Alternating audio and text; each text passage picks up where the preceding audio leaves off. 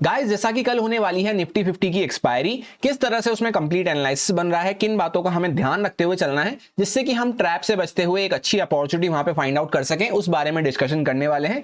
साथ ही साथ bank Nifty का किस तरह से एनालिसिस बन रहा है उसके बारे में भी बात करने वाले हैं। तो स्वागत है आपका एक और डेली एनालिसिस वीडियो में। सबसे पहले हम लोग बैंक निफ्टी के चार्ट को अगर डिस्कस करते हैं डेली टाइम फ्रेम पे कि ब्रॉड माइंडसेट हमारा किस तरह से बन रहा है, तो यहाँ पे आपको देखने को मिलेगा कि एक प्रॉपर रेंज बनती हुई जा रही है जहां पे बायर्स और सेलर्स दोनों कंफ्यूज हमें देखने को मिल रहे हैं और काफी बड़ी ये रेंज बन चुकी है जहां पे लास्ट टू लास्ट फ्राइडे को हम बड़ा सा गैप डाउन खुले थे। पहले हम काफी अच्छा अप ट्रेंड में चलते हुए जा रहे थे, यहाँ पे एक प्रॉपर रेंज बनाना हमने चालू करा 52,000 के लेवल के आसपास। ये रेंज का हमने ब्रेकआउट करने की कोशिश तो करी पर कोई अच्छी क्लोजिंग नहीं हो पाई इसके ऊपर, और फिर वापस से यहाँ पे गैप डाउन की वजह से हम यहाँ पे पूरा ब्रेकआउट ये फेल होता हुआ नजर आया। तो ब्रेकआउट फेल होने के साथ ही अब यहाँ पे बायर्स और सेलर्स हमें दोनों कंफ्यूज देखने को मिल रहे हैं इसके लोअर पार्ट पे आके, जहां पे रेंज के लोअर पार्ट पे हम कंटिन्यू कंसोलिडेट कर रहे हैं।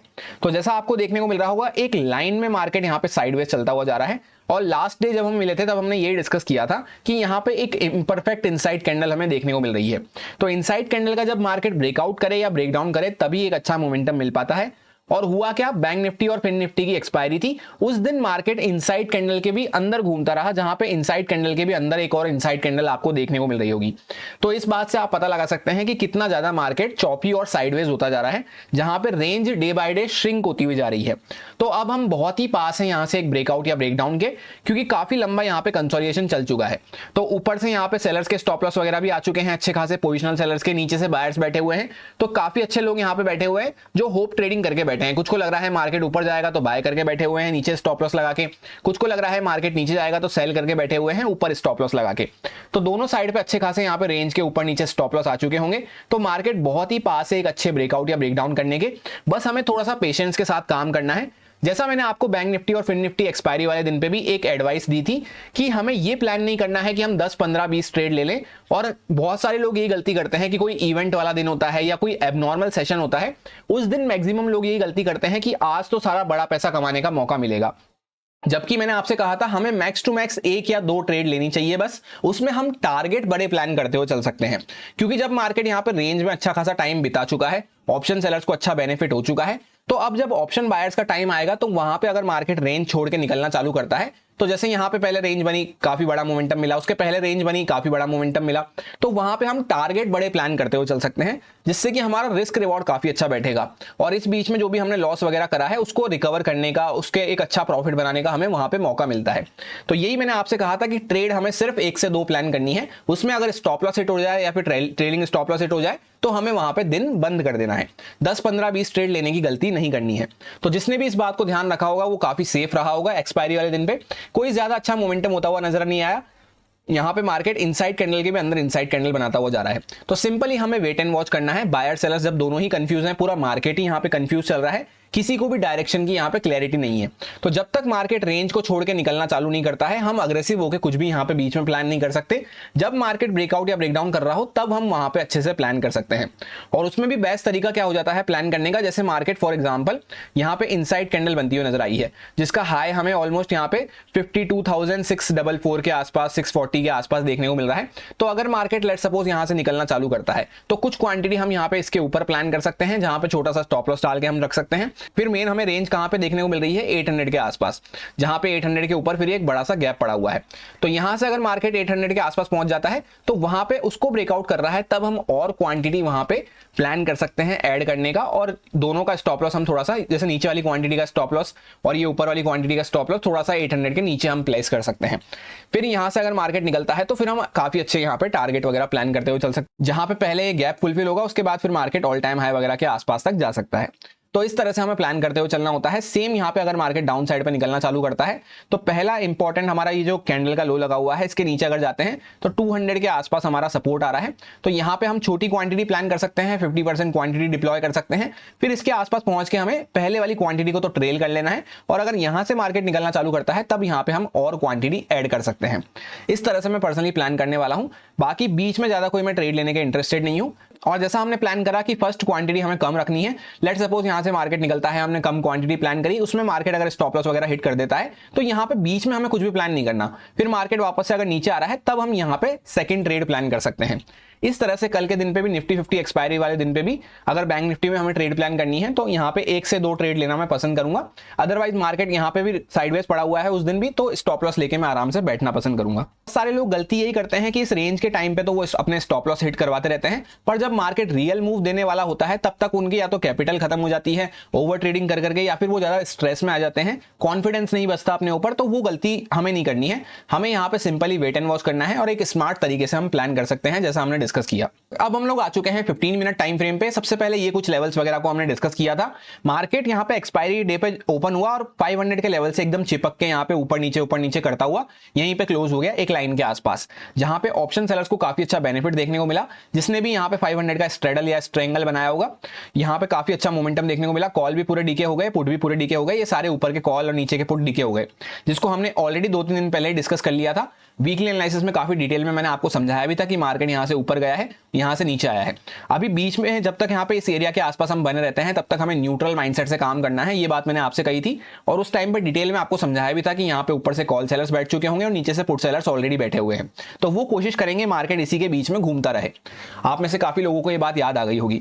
तो मार्केट यहाँ पे एकदम चिपक के एक्सपायरी पे यहाँ पे क्लोज हो गया। अब यहां से आगे के लिए सिंपल सा प्लान है। सबसे पहले सारी ड्राइंग्स को रिमूव कर लेते हैं। जैसा आपको देखने को मिलेगा कि हम एक प्रॉपर रेंज के अंदर में यहाँ पे पड़े हुए हैं, जिसकी हायर साइड 600-650 के आसपास हमें देखने को मिल रही है और लोअर साइड यहाँ पे 200-250 के आसपास देखने को मिल रही है। तो जब मार्केट जैसे यहाँ पे गैप अप वगैरह खुलता है, डायरेक्टली 500 वगैरह के ऊपर खुलता है और अगर ऊपर निकलना चालू कर रहा है, तब हम यहाँ पे कुछ बाइंग में प्लान कर सकते हैं। पहला टारगेट 800 के आसपास रहेगा हमारा, और इस तरह से जैसा मैंने आपसे डेली टाइम फ्रेम पे समझाया, इस तरह से हम यहाँ पे गैप फिलिंग के लिए प्लान कर सकते हैं। यहाँ पे फिर जब मार्केट इसको ब्रेकआउट करता है तब यहाँ पे हमें नेक्स्ट 50% क्वांटिटी को ऐड करना है। सिमिलरली डाउन साइड पे भी अगर मार्केट ब्रेकडाउन करना चालू करता है तब हम यहाँ पे फर्स्ट क्वांटिटी 50% क्वांटिटी प्लान कर सकते हैं। फिर उसी फेवर में अगर मार्केट मूव करता हुआ चल रहा है तो हम ट्रेल करते हुए और फर्दर क्वांटिटी हम नेक्स्ट ब्रेकडाउन पे प्लान कर सकते हैं। यही मैं प्लान करने वाला हूं। बीच के एरिया को मैं आराम से अवॉइड करना पसंद करूंगा। जैसे मार्केट फ्लैट भी खुल जाता है, तो फ्लैट के केस में क्या है, अगर जैसे मार्केट यहाँ पे एक दिन पहले क्या हुआ, फ्लैट के केस में मार्केट ऊपर गया पर वापस से नीचे रिकवर करता हुआ नजर आया, तो यहाँ पे अगर ऊपर जा रहा है तो मैं बाइंग में ही प्लान करने की कोशिश करूंगा। सिमिलरली अगर मार्केट फ्लैट खुल के नीचे जा रहा है तो मैं सेलिंग में प्लान करने में पसंद करूंगा। और जैसे यहाँ पे लिक्विडिटी के हिसाब से या स्टॉप लॉस हंटिंग के हिसाब से अगर हम देखें तो बायर्स के स्टॉप लॉस हमें काफी ज्यादा देखने को मिल रहे हैं। ये पॉइंट को मैंने आपको कल भी डिस्कस किया था, जब एक दिन पहले हम एनालिसिस प्रिपेयर कर रहे थे, तब भी आपको मैंने बात बताई थी कि बायर्स काफी ज्यादा हमें देखने को मिल रहे हैं कंपेयर टू सेलर्स। सेलर्स का कैसा है, जैसे यहाँ पे सेलर्स आए उनको मार्केट ने हटा दिया, थोड़े बहुत यहाँ पे सेलर्स आए वापस से हट गए, फिर वापस से सेलर्स आए, तो सेलर्स को मार्केट बार बार हटाता हुआ चल रहा है। तो अगर जैसे यहाँ से छोटा मोटा मोमेंटम आता है तो उसके बाद मार्केट नए स्टॉप लॉस क्रिएट करके ही फिर ब्रेकआउट कर पाएगा या फिर रिट्रेसमेंट वगैरह देके ही ब्रेकआउट कर पाएगा। इसलिए फर्स्ट क्वांटिटी हमें 50% प्लान करनी है और स्पेशली बाइंग साइड पे। वहीं पे ज्यादा अच्छा हमारे लिए क्या रहेगा, जो मैं चाहता हूं पर्सनली बेस्ट हमारे लिए क्या हो जाएगा, मतलब ऐसा मार्केट करेगा वो मैं नहीं कह रहा, पर जो हमारे लिए बेस्ट हो सकता है वो मैं आपसे शेयर कर रहा हूं। यहाँ पे मार्केट थोड़ा बहुत गैप डाउन वगैरह खुले डायरेक्टली, और फिर अगर मार्केट नीचे ब्रेकडाउन करना चालू कर रहा है तो सेलिंग साइड पे काफी अच्छा मोमेंटम हमें मिल सकता है। हल्का फुल्का अगर गैप डाउन वगैरह खुल के मार्केट नीचे निकलता है तो ये केस हमारे लिए सबसे बेस्ट इसलिए हो सकता है क्योंकि यहाँ पे जो बायर्स वगैरह बैठे हैं पहले ये कवर करेंगे, कट डाउन करेंगे, मार्केट नीचे आता है तो यहाँ पे कई बार हमने टच पॉइंट लगा रखे हैं, तो इसके नीचे और बायर्स की पोजीशन कटेगी, फिर नीचे के बायर्स पे भी खतरा बढ़ सकता है। तो ऐसे करते हुए मार्केट 52,000 से लेकर 900 के आसपास, इस जोन के आसपास आ सकता है जहां से हमने ये शार्प मोमेंटम किया था। ये मेरे लिए पर्सनली बेस्ट प्लान रहेगा। बाकी किस केस में हमें क्या करना है वो हमने काफी डिटेल में डिस्कस कर लिया है। ओवरऑल सिंपल सा एक लाइन में प्लान यही है कि रेंज के बाहर जब निकलते हैं तभी कोई अच्छा मोमेंटम हम प्लान कर सकते हैं, जिसमें भी फर्स्ट क्वांटिटी हमें 50% क्वांटिटी से प्लान करनी है। बाकी लेवल्स वगैरह सारे एज इट इज वही है। मार्केट एक लाइन में खड़ा रहा यहाँ पे 100-150 पॉइंट के अंदर में, कहीं मूव ही नहीं करा तो लेवल चेंज करने की जरूरत नहीं है। अब निफ्टी 50 के चार्ट पे हम लोग आ चुके हैं। कल इसकी एक्सपायरी होने वाली है। सबसे पहले वन डे टाइम फ्रेम पे ब्रॉड माइंडसेट को अगर डिस्कस करते हैं तो 2 दिन से आपको ऐसा देखने को मिलेगा कि निफ्टी 50 कुछ काम ही करता हुआ नजर नहीं आ रहा।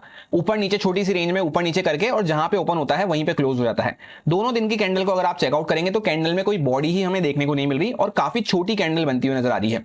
जहां पे टॉप से लेकर लो तक अगर पहले वाली कैंडल को कैलकुलेट करते हैं तो 100-110 पॉइंट के अंदर में हम काम करते रहे, और अगली वाली कैंडल को भी अगर हम कैलकुलेट करते हैं तो काफी छोटे से पॉइंट में हम यहाँ पे काम करते रहे। जैसा आप देखेंगे 70 पॉइंट 75 पॉइंट के अंदर में मार्केट पूरा दिन काम करता रहा।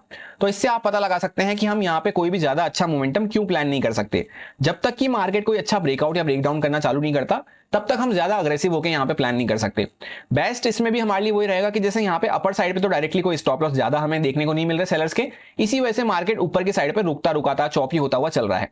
बीच बीच में सेलर्स के स्टॉप लॉस इकट्ठे करता है, फिर मार्केट ऊपर जाता है। तो अभी तो फिलहाल हम यहाँ पे ऑल टाइम हाई के आसपास ही खड़े हैं, जहां पे इस तरह से आप एक ट्रेंड लाइन कनेक्ट कर सकते हैं। यहाँ पे तो मार्केट ऊपर निकलेगा तो बाइंग साइड पे छोटे छोटे मूव भी हमें प्लान करते हुए चलना है। जैसे 40-50 पॉइंट, इस तरह से अगर मार्केट ऊपर जा रहा है तो इससे ज्यादा टारगेट हम यहाँ पे रखते हुए नहीं चल सकते, क्योंकि हर लेवल के आसपास रेजिस्टेंस हमें देखने को मिलेगा। प्रॉपर एक डोजी कैंडल बनी है तो ऊपर निकलते हैं तो बाइंग में प्लान तो कर सकते हैं, पर टारगेट छोटे प्लान करने हैं अच्छे से ट्रेल करते हुए। वहीं पे अगर ऐसा होता है कि मार्केट डायरेक्टली कुछ गैप डाउन वगैरह खुल रहा है, नीचे आना चालू कर रहा है, तब ये जो लोग यहाँ पे बाय करके बैठे हैं, अभी तक सारे बायर्स यहाँ पे काफी सेफली बैठे हुए हैं जब से यहाँ पे इनसाइड कैंडल का ब्रेकआउट हुआ है। तो यहाँ पे ये बायर्स अपनी पोजीशन कवर करना चालू करेंगे, तब एक ठीक ठाक करेक्शन, ठीक ठाक प्रॉफिट बुकिंग हमें देखने को मिल सकती है। उस केस में एक ठीक मोमेंटम हमें मिल सकता है, जहां पे पहला टारगेट हमारा 500 के आसपास रहेगा, इसके थोड़ा पहले। फिर अगर इसके भी नीचे जाते हैं तब हम यहाँ पे फर्दर और प्लान करते हुए चल सकते हैं, जहां पे 400 के आसपास, और फिर उसके बाद यहाँ पे 200 के आसपास तक हम प्लान करते हुए चल सकते हैं। और ऊपर के लिए जैसा हमने डिस्कस करा एकदम टारगेट छोटे रहेंगे, और नीचे के लिए जैसा बैंक निफ्टी में हमने प्लान करा कि अगर मार्केट जैसे यहाँ पे सेलिंग में जाता है तो जैसा बैंक निफ्टी में हमने प्लान करा कि पहले कम क्वांटिटी रखते हुए हम प्लान कर सकते हैं, फिर अगर ट्रेड हमारे फेवर में चल रही है तो टारगेट बड़े रख सकते हैं और बाद में थोड़ी सी और क्वांटिटी ऐड कर सकते हैं। यही मेरा यहाँ पे प्लान रहने वाला है एक्सपायरी के लिए। अब हम लोग आ चुके हैं 15 मिनट टाइम फ्रेम पे। सबसे पहले ये कुछ लेवल्स वगैरह मैंने आपसे डिस्कस किए थे, और सिंपल सा इस लेवल के पीछे का रीजन भी ये समझाया था कि यहाँ पे रेंज का पूरा टारगेट अचीव होता हुआ नजर आ रहा था। तो यहाँ पे मार्केट ज्यादा कोई मूव ही नहीं कर पाया, रेंज का टारगेट अचीव हो गया तो बाइंग साइड पे भी ज्यादा कोई अच्छा मूव नहीं मिल पाया, छोटे छोटे मूव यहाँ पे पूरा दिन मार्केट ऑलमोस्ट साइडवेज पड़ा रहा। और नीचे की साइड पे हम इसलिए नहीं आ पाए क्योंकि क्लोजिंग प्राइस तक को भी मार्केट ने ब्रेक डाउन नहीं करा, तो बायर्स के ऊपर कोई खतरा बढ़ा ही नहीं। अब आगे के लिए हम किस तरह से प्लान रख सकते हैं, सबसे पहले सारी ड्राइंग्स को रिमूव कर लेते हैं। तो जैसा मैंने आपसे कहा, यहाँ पे बायर्स काफी कंफर्टेबली बैठे हुए हैं, कहीं से भी यहाँ पे बाय करा हो, यहाँ पे शार्प मोमेंटम हुआ, उसके बाद बायर्स काफी कंफर्टेबली बैठे हुए हैं, जिनको अभी तक कोई खतरा नहीं बढ़ा है। जो थोड़े स्मार्ट बायर्स होते हैं, जो थोड़े एक्सपीरियंस बायर होते हैं, उन्होंने अभी तक यहाँ पे अपना स्टॉप लॉस देना चालू नहीं किया होगा या एग्जिट लेना चालू नहीं किया होगा। अब जैसे मार्केट यहाँ पे एक सेम लेवल के आसपास कंटिन्यू रेजिस्टेंस फेस करता रहा, पहले ऊपर गया, हल्का सा नीचे आया, वापस से डबल टॉप या एम टाइप पैटर्न आप कह सकते हैं, वो यहाँ पे आपको छोटा सा देखने को मिल रहा होगा। उसके बाद मार्केट ने ब्रेक डाउन करना चालू किया है और एग्जैक्टली अभी हम क्लोजिंग प्राइस के आसपास सपोर्ट लेके खड़े हुए हैं। तो डायरेक्टली अगर मार्केट कुछ गैप डाउन खुलता है, तब फिर यहाँ पे जो बायर्स वगैरह बैठे हैं या यहाँ पे क्लोजिंग प्राइस का सपोर्ट देके कुछ लोगों ने बाय किया होगा, उनकी पोजीशन में खतरा बढ़ सकता है, तो वो एग्जिट लेते हैं। तो मार्केट 500 और इस लेवल के आसपास तक यहाँ पे एक छोटा सा गैप पड़ा हुआ है, यहाँ पे इस जोन के आसपास तक पहले हम आ सकते हैं, 500 के थोड़ा सा पहले 520 530 के आसपास तक, इस जोन के आसपास तक हम आ सकते हैं। इस तरह से मार्केट निकलता हुआ चल रहा है, फ्लैट खुल के नीचे आ रहा है या डायरेक्टली गैप डाउन खुल के नीचे आ रहा है, तो पहले 50% क्वांटिटी हम प्लान कर सकते हैं, फिर इसके आसपास आके हमें ट्रेल करने की जरूरत है। प्रॉफिट बुक हमें जल्दबाजी नहीं करनी, ट्रेल करने की जरूरत है। यहाँ पे फिर अगर मार्केट थोड़ा रुक के इसको भी ब्रेक डाउन कर रहा है, तब यहाँ पे हम और क्वांटिटी ऐड कर सकते हैं और अच्छे से ट्रेल करते हुए फर्दर बड़े टारगेट्स के लिए हम प्लान करते हुए चल सकते हैं, जहां पे नेक्स्ट टारगेट हमारा ये 400 के इस जोन में आएगा, जहां से शार्प मोमेंटम हमने किया था।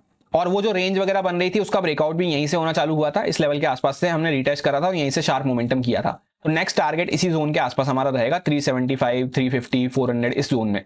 वहीं पे सपोज करते हैं मार्केट फ्लैट खुल के ऊपर निकल रहा है या डायरेक्टली गैप अप वगैरह खुल रहा है, तो उस केस में छोटा मोटा मोमेंटम मार्केट दे सकता है, उसके बाद हमें ट्रेल करते हुए चलने की जरूरत है। ज्यादा बड़े मोमेंटम के लिए हम प्लान नहीं कर सकते, क्योंकि उतने ज्यादा स्टॉप लॉस यहाँ पे देखने को नहीं मिल रहे हैं।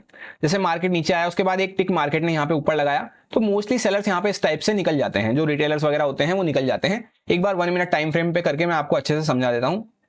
जैसे यहाँ पे सेलिंग होना चालू हुई, तो ये जो बीच बीच में रिट्रेसमेंट हो रहा है, जैसे यहाँ से सेलिंग हुई, ये निकाल दिया सेलर्स को, फिर नीचे आए, फिर वापस से सेलर्स को निकाल दिया, तो हमें वहां पे रेड कैंडल्स तो देखने को मिल रही है 15 मिनट टाइम फ्रेम पे। पर सेलर्स को मार्केट जैसे ये शार्प मोमेंटम, इतनी बड़ी बड़ी कैंडल्स आपको देखने को मिल रही होगी, ग्रीन कैंडल्स, इतनी बड़ी बड़ी कैंडल्स, तो इसमें ऑलमोस्ट यहाँ पे ये जब ही बनी है कि तब यहाँ पे सेलर्स यहाँ पे ऑलरेडी एग्जिट ले चुके हैं। तो अपर साइड पे ज्यादा स्टॉप लॉस हमें देखने को नहीं मिल रहे। यहाँ पे भी एंड में जो सेलर्स आए उनमें से मोस्टली सेलर्स को यहाँ पे हटा दिया। तो अगर मार्केट फ्लैट खुलता है, या सबसे बेस्ट तो रहेगा थोड़ा गैप डाउन खुलता है, उस केस में हम सेलिंग साइड पे प्लान करते हुए चल सकते हैं। बाइंग के लिए मैं पर्सनली जब भी सोचूंगा जब मार्केट गैप अप खुल के थोड़ा ऊपर निकलना चालू करता है, क्योंकि उसमें क्या होगा, जैसे यहाँ पे मार्केट रेजिस्टेंस वगैरह को क्रॉस करता है गैप अप खुल के, तो एक दिन पहले मार्केट जैसे यहाँ पे गैप अप खुल के कंटिन्यू ऊपर गया और वापस से फिर नीचे आता हुआ नजर आया, तो अगर वापस से गैप अप खुल के मार्केट ऊपर जा रहा है तो हो सकता है ठीक ठाक पॉइंट्स हमें मिल जाए, तो उसी केस में सिर्फ हम बाइंग साइड पे प्लान रखते हुए चल सकते हैं। जैसे 40-50 पॉइंट के बाद हम ट्रेल करते हुए चल सकते हैं। रीजन मैंने आपको ऑलरेडी समझा दिया कि ज्यादा स्टॉप लॉस नहीं है इस वजह से। बाकी लेवल्स वगैरह सारे एज इट इज वही हैं, मार्केट कहीं पे मूव ही नहीं करा तो हमें भी लेवल चेंज करने की जरूरत नहीं है। इसी लेवल को हम चाहें तो थोड़ा सा स्मूथ कर सकते हैं, यहाँ पे 656 के आसपास हम इसको कर सकते हैं। यहाँ पे नीचे अगर निकलते हैं तो 500 का साइकोलॉजिकल लेवल आएगा, फिर उसके नीचे 346 के आसपास नेक्स्ट लेवल हमारा आने वाला है। अपर साइड पे 821 के आसपास एक नेक्स्ट रेजिस्टेंस हमारा हो सकता है। और सिंपली अगर कंपैरिजन की बात करते हैं तो बैंक निफ्टी का चार्ट मुझे ज्यादा अच्छा लग रहा है, उसका प्राइस एक्शन ज्यादा अच्छा लग रहा है, क्योंकि वहां पे एक प्रॉपर रेंज बनती हुई नजर आ रही है, जहां पे ऑल टाइम हाई से भी बैंक निफ्टी काफी दूर देखने को मिल रहा है। तो निफ्टी 50 में ऐसा है, ऑलरेडी ऑल टाइम हाई के आसपास चल रहे हैं, तो अपसाइड पे स्कोप तो है पर ज्यादा स्कोप हमें देखने को नहीं मिल रहा। चार्ट स्ट्रेंथ में तो बना हुआ है पर स्टॉप लॉस वगैरह लिक्विडिटी की कमी देखने को मिल रही है। और सिमिलरली ऑल टाइम हाई पे बने हुए हैं तो ज्यादा अग्रेसिव होकर यहाँ पे शॉर्ट भी नहीं कर सकते। तो जो मैंने आपको प्लान डिस्कस करा वो काफी परफेक्ट प्लान है कि पहले हमें कम क्वांटिटी से शॉर्ट प्लान करना है, अगर मार्केट कुछ प्रॉफिट बुकिंग या करेक्शन वगैरह में आता है तो फिर इसके नीचे अगर निकलता है तो हम और क्वांटिटी फिर यहाँ पे ऐड कर सकते हैं। सो यही मेरा सिंपल सा प्लान बन रहा था दोनों इंडेक्सेस में, जो आपके साथ प्योरली एजुकेशन एक्सपीरियंस पर्पस से शेयर किया गया है, सारे लॉजिक्स एंड रीजंस को एक्सप्लेन करते हुए। अब अगर आपको अच्छा लगता है तो आप इसको यूज में ले सकते हैं अपने रिस्क पे, अपने प्रॉपर रिस्क मैनेजमेंट को फॉलो करते हुए, अच्छे से स्टॉप लॉसेस वगैरह को फॉलो करते हुए। Happy Nifty 50 expiry. Thank you.